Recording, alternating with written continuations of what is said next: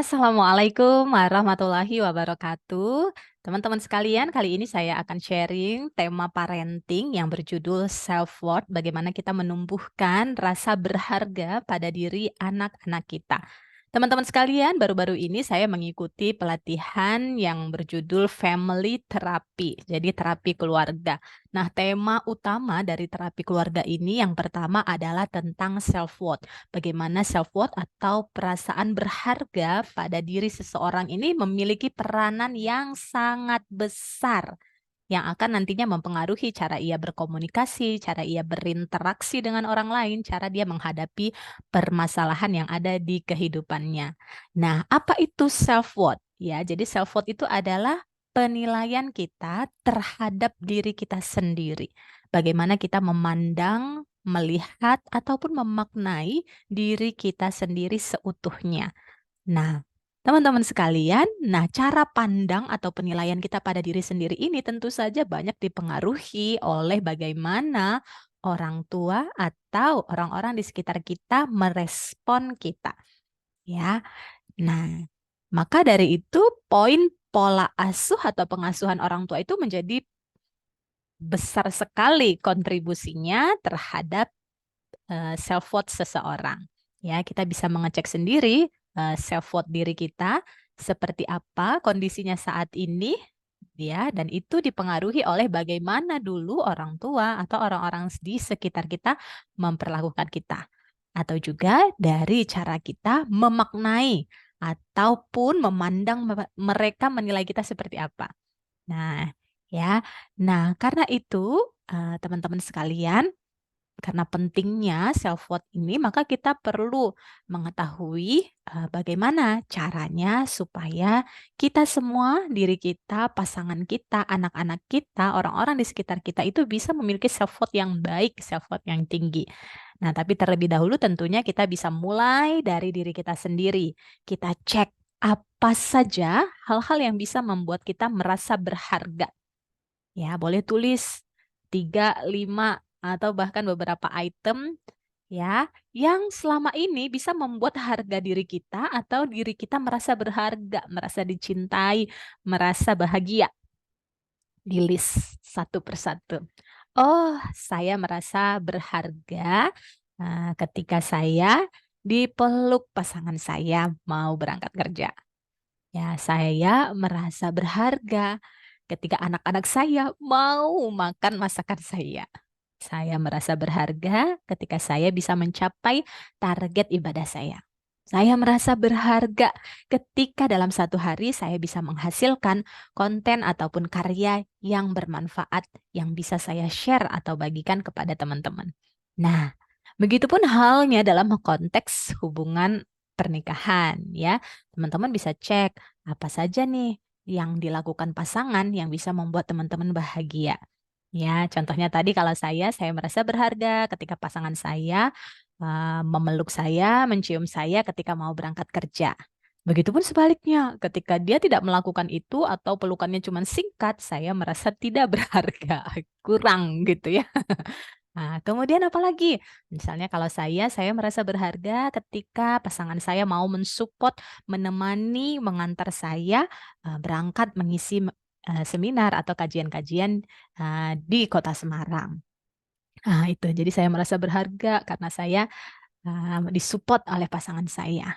Nah, teman-teman sekalian, dalam konteks pernikahan, teman-teman bisa tanyakan pada dirinya apa yang membuat teman-teman merasa berharga oleh sikap pasangannya.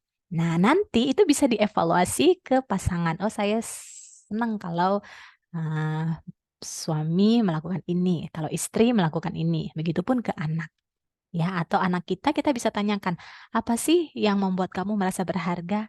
Hal apa yang Umi lakukan, ayah lakukan yang membuat kamu merasa berharga? Ditanyakan. Ya, tapi terlebih dahulu latihan ini bisa dilakukan untuk diri sendiri terlebih dulu. Ya, tanyakan pada diri kita apa saja hal-hal yang membuat kita merasa berharga.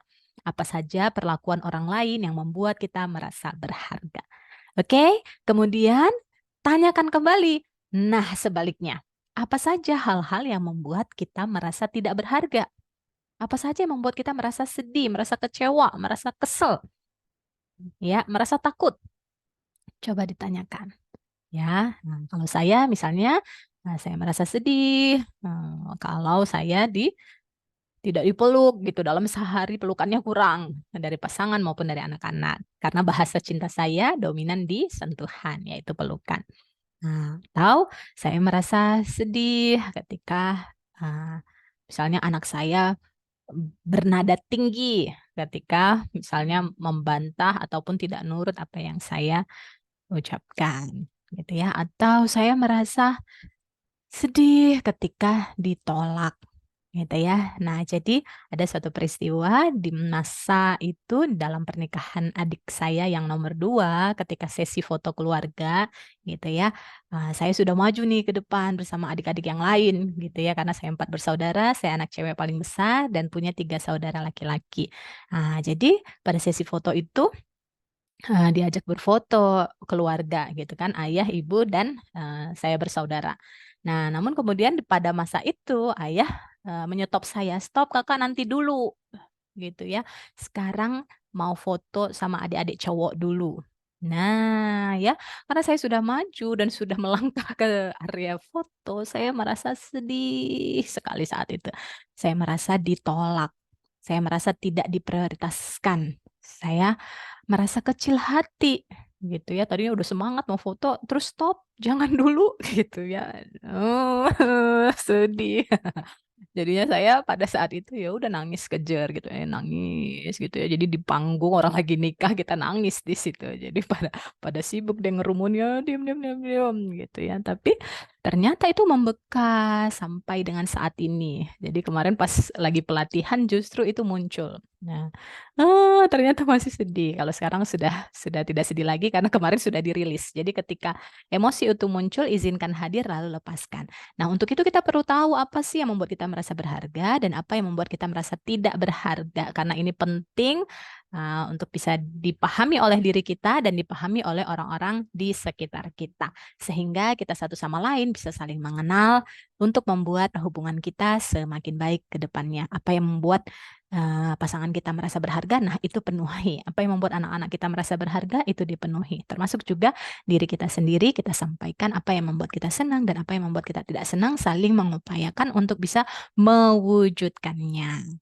Ya, dan kemudian bagaimana caranya untuk mengoptimalkan agar, ini semakin baik, gitu ya. Nah, misalnya tadi kalau kita sudah tahu, misalnya saya, kalau suami saya sudah tahu kalau bahasa cinta saya adalah sentuhan, pelukan, maka ketika suatu kondisi self worth saya rendah, misalnya lagi menstruasi gitu ya, ibu-ibu kan sering, kondisinya sedang hormonal, mudah emosi, maka yang bisa dilakukan suami ketika saya self worth-nya lagi rendah, sedang sedih atau sedang kesel, maka yang perlu dia lakukan adalah memberikan pelukan, ya.